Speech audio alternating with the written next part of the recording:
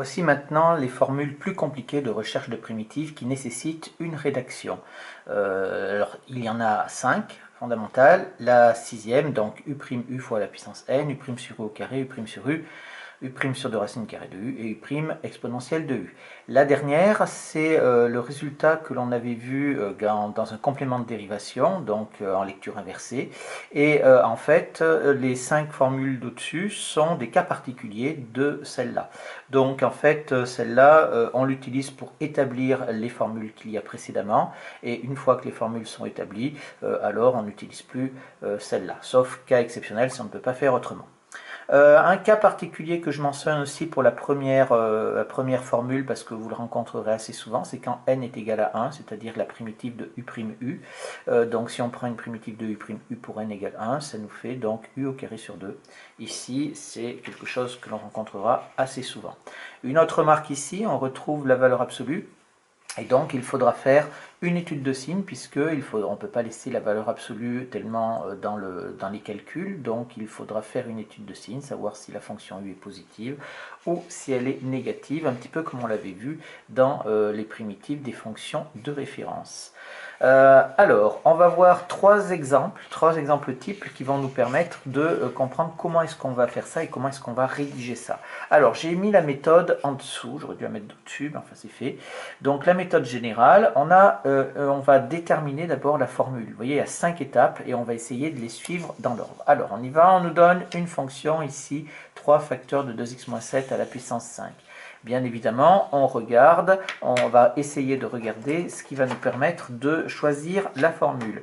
Ici, tout simplement, vous avez une puissance 5 qui va être ici. Et donc, inévitablement, si vous avez une puissance 5, ça veut dire que ça va correspondre à l'endroit où on a une puissance, c'est-à-dire ici. On n'a pas de fonction exponentielle, donc c'est pas la dernière. Donc, le seul endroit où il y a une puissance, c'est la première formule. Donc, ici, on y va pour la rédaction. On va dire, donc, première étape, on détermine quelle formule il faut utiliser et on l'écrit. Et on va donc ici dire une primitive de, alors, on a dit de u' à la puissance 5, ça va être u à la puissance 6 sur 6. Si j'applique cette chose-là, j'applique la formule avec n qui est égal à 5, donc ça me fait u à la puissance 6 sur 6. Maintenant, on va dire ici la deuxième étape, on identifie quelle est la fonction u, alors éventuellement v pour la sixième formule, on ne s'en occupe pas, donc on identifie, c'est-à-dire qu'on reconnaît quelle est la fonction u dans notre formule. Ici, on est bien d'accord que si je prends u'u à la puissance 5, c'est 2x-7 qui a la puissance 5. Donc ici, avec u de x qui est égal à 2x moins 7. Ensuite, j'ai identifié ma fonction u. Ici, troisièmement, je dis on calcule, ça c'est très très important, on calcule u' de x, d'accord? On ne reconnaît pas, on ne cherche pas u' de x dans l'écriture de la fonction ici. Si vous cherchez u' de x là-dedans, vous allez vous tromper, parce que vous allez dire que u' c'est 3, or c'est pas du tout le cas. Donc, on calcule u' de x, je vais dire donc u' de x, est égal, la dérivée de 2x moins 7, ça nous fait 2. Donc ça, c'est quelque chose de très important. Ici, on obtient quoi? On va dire, on fait l'étape d'après, c'est-à-dire qu'on réécrit la formule en remplaçant u et u'.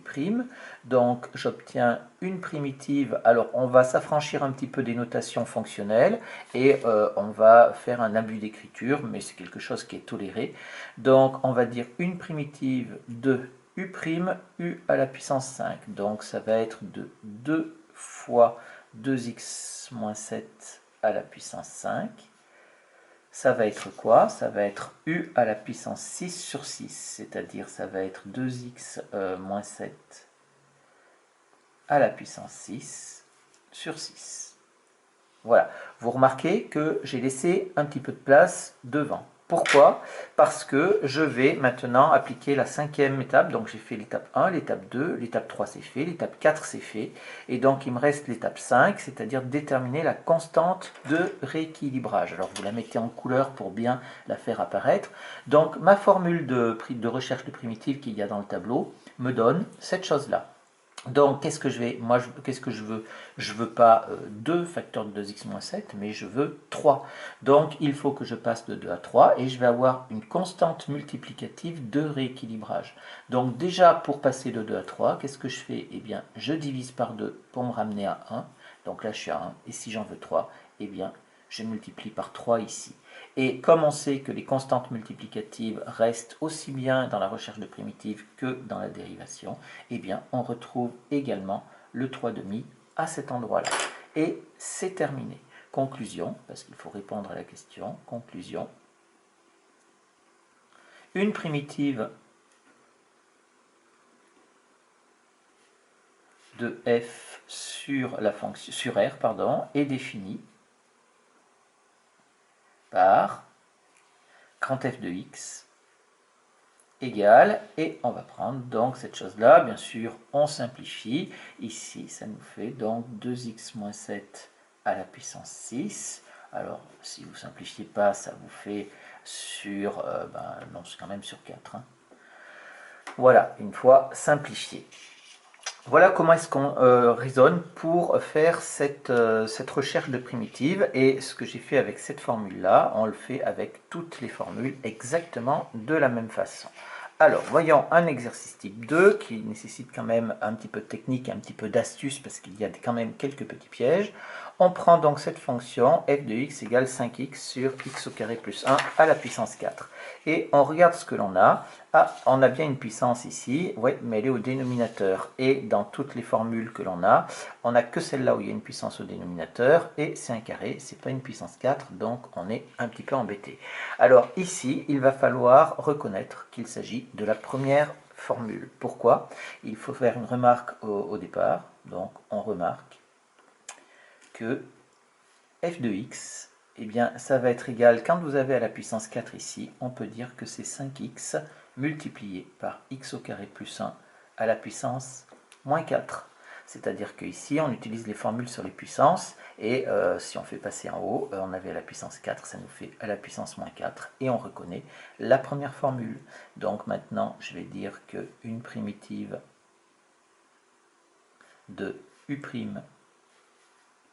u à la puissance n, ça va être donc u à la puissance n plus 1 sur n plus 1. Alors j'aurais pu remplacer aussi directement à la puissance moins 4, j'aurais dû le faire, donc je vais le réécrire en dessous, tant pis. Une primitive de u' u à la puissance moins 4, ça va être donc u à la puissance moins 4 plus 1, c'est-à-dire moins 3 sur moins 3. Et du coup, on va maintenant déterminer, dans notre deuxième étape, identifier la fonction u, avec u de x qui est égal à quoi? U de x qui est égal à x au carré plus 1. Donc, je calcule maintenant, dans l'étape 3, je calcule la dérivée, donc u' de x qui est égal à 2x. Et je réécris ma formule. On va avoir donc une primitive de u' à la puissance moins 4. Donc ça nous fait de 2x fois x au carré plus 1 à la puissance moins 4. Ça va être donc u à la puissance moins 3 sur 3. Donc je vais mettre ici, bon, je vais le laisser comme ça, hein, puisque c'est écrit de cette manière-là. Ça nous fait donc, j'ai dit, x au carré plus 1 à la puissance moins 3 sur moins 3. Et maintenant, je fais ma constante de rééquilibrage. Attention, hein, la constante de rééquilibrage, c'est mon vocabulaire à moi, c'est pour bien comprendre, mais ce n'est pas quelque chose qui est officiel, donc faites attention. Ici, on ne veut pas la primitive de 2x facteur de x au carré plus 1 à la puissance moins 4, mais on veut 5x. Donc, on divise par 2 pour se ramener à 1, et on multiplie par 5, et ça ne pose pas de problème.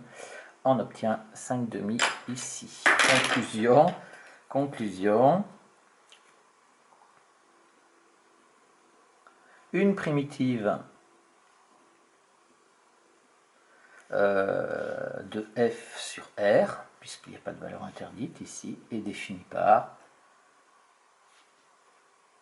et bien ça va nous faire donc grand f de x qui est égal, alors 5 demi, ça nous fait donc moins 5 sixièmes de x au carré plus 1 à la puissance moins 3, ou si vous préférez, vous pouvez l'écrire comme ça aussi, ça nous fait donc moins 5 sur 6 facteurs de x au carré plus 1 à la puissance 3.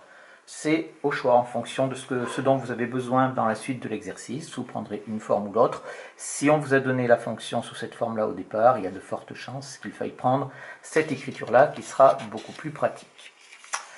On arrive à l'exercice type 3, l'exemple type 3 qui va nous permettre de travailler avec cette fameuse valeur absolue ici. Alors, on a ici moins 5 sur 2x plus 1, on a bien quelque chose, il n'y a pas de puissance, on a une division, donc la seule chose qui convient, c'est cette formule-là, donc avec le logarithme népérien de valeur absolue de u. Donc, qu'est-ce qu'on va faire? On va dire donc une primitive.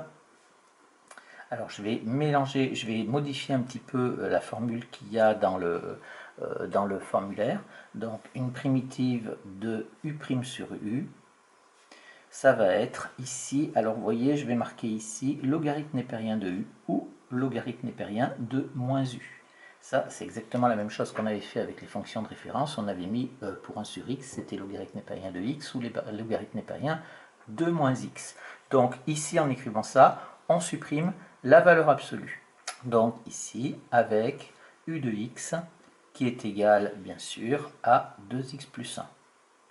Donc, u' de x est égal à 2.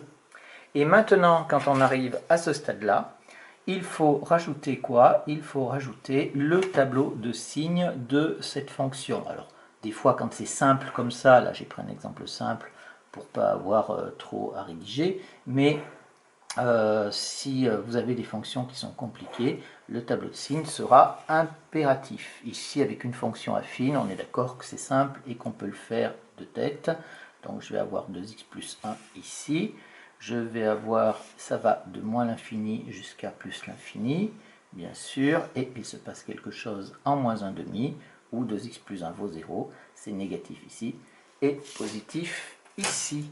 Et donc, à partir du moment où c'est négatif, et bien ici, ça veut dire que je vais rayer ça. Ça ne m'est pas utile, d'accord? Puisque alors on est sur l'intervalle moins l'infini, moins 1 demi. Donc ici, u de x est négatif sur l'intervalle moins l'infini, moins 1 demi. Si vous avez quelque chose, une fonction très simple comme ça, pour une fonction affine, il faut marquer impérativement ça. Sinon, si vous avez quelque chose de plus compliqué, il faut le tableau de signes systématiquement. Moi, je vous conseille de le faire tout le temps, même si c'est quelque chose de facile. Donc maintenant, je vais appliquer ma formule, et je vais dire donc une primitive de u' sur u, c'est-à-dire de u' sur u, ça nous fait u' sur u, elle est où? 2, pardon, de 2 sur 2x plus 1, et donc logarithme népérien de moins 2x plus 1. Ici, puisque je suis sur un intervalle où ma fonction est négative. Je trouve ma constante de rééquilibrage, ma constante multiplicative qui me permet de rééquilibrer ça. Moi, je ne veux pas une primitive de 2 sur 2x plus 1, mais de moins 5 sur 2x plus 1. Donc, il faut que je divise par 2 et que je multiplie par moins 5. Donc, ici, on multiplie par moins 5 sur 2 également. Conclusion. Eh bien, je vais dire qu'une primitive de f sur l'intervalle, et vous voyez ici dans cet exemple l'importance de donner l'intervalle sur lequel on travaille. Donc une primitive de la fonction f sur l'intervalle moins l'infini moins 1 demi est définie par, et bien ça va nous faire donc grand f de x qui va être égal à moins 5 demi de logarithme népérien de moins 2x moins 1. Voilà, faites très attention. Vous avez vu les deux types de pièges. Donc avec le logarithme népérien, où il faut faire ici, enfin u' sur u, où il faudra impérativement étudier le signe de la fonction u que vous avez. Et quand vous avez ici une puissance au dénominateur, de penser à le basculer avec la puissance négative en haut.